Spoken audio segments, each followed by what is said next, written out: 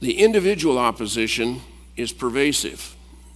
It's in from the top down in the restaurant industry, down to the fellow who has to clean the grease interceptor. It's looked at as an unnecessary and odious chore. The public generally has no knowledge of this problem. They hear about it from time to time, but it's not really at a crisis level, and it certainly doesn't generate a crisis-related response, except when it's flowing down your street. It's politically unglamorous.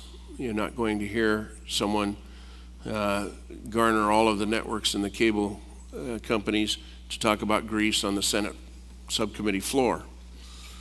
Administratively difficult, I've touched on that.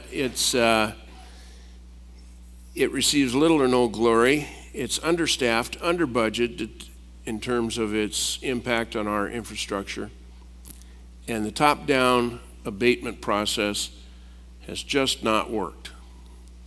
Now, that's not to diminish the efforts of the people who put up with this every day and the responsible restaurant owners who do their part. It's just not a good task. They're looking at this product as a pollutant. That might be the easiest thing to change, especially if we put a price on it.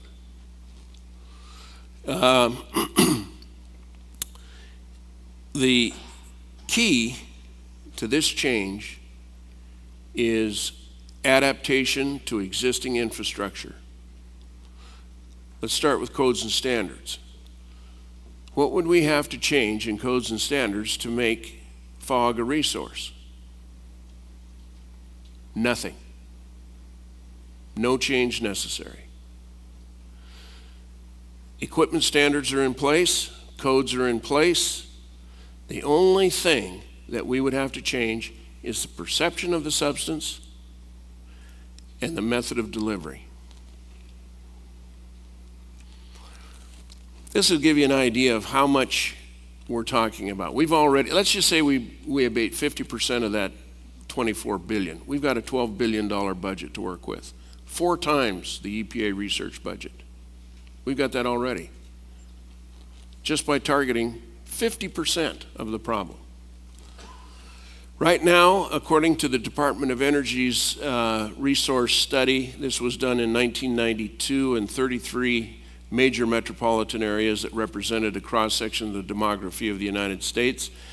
And this involved the yellow grease and what they referred to as trap grease. I'm going to call interceptor grease. Some of you know why I have that issue. We don't have traps anymore. They don't exist. They're interceptors. Small and large, they're interceptors.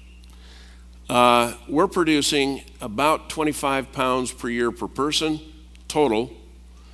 If you look at what I'm calling interceptor crude, perhaps a new perception, a new source of oil, incidentally, burning the Gulf oil I don't think is the answer. You got to have a really big fire. We're producing about 4.8 billion pounds per year, 632 million gallons per year, 7.6, that's at 7.6 pounds per gallon.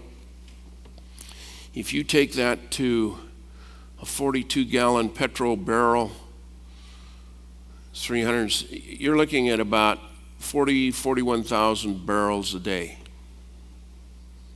That's just interceptor crude.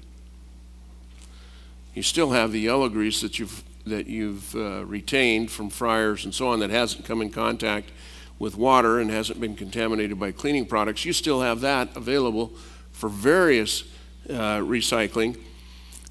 I think that diesel is going to have to be a very high price in order for that to be feasible as a biofuel, since the tipping price, as I last checked it with the Department of Commerce, is $1.23 a gallon for yellow grease.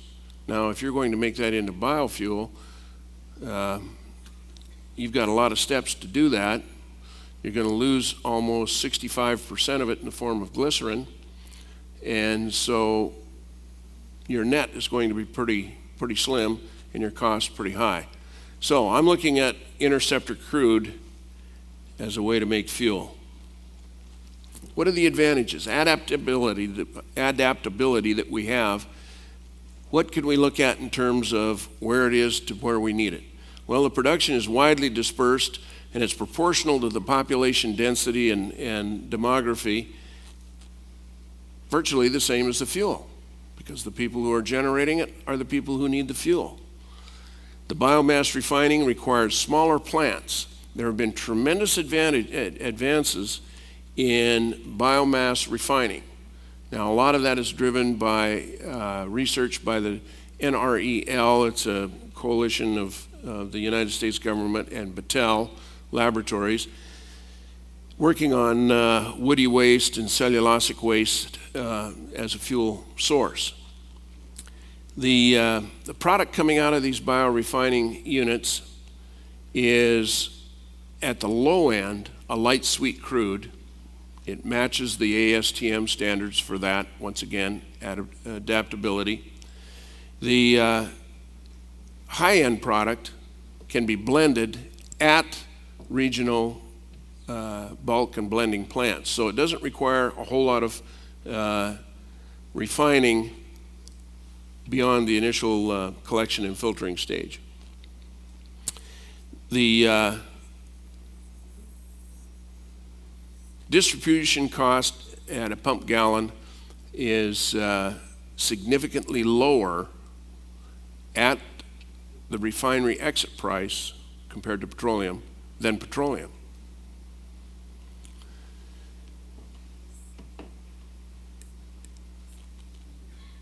The beauty of the biomass program, especially when you're adopting fog as a feedstock, is that you can use a variety of products. I once had a dialogue with the fellow from InSinkErator about the food waste quantity in the country, and it prompted me to write an article about it, once again looking at the energy potential of these substances. And when these are combined in a biomass refining facility, the output is tremendous. It will just amaze you. The biomass refining utilizes all types of carbons. It can use tires, for example. There's a plasma process that utilizes tires. There's hydrogenation. There are all kinds of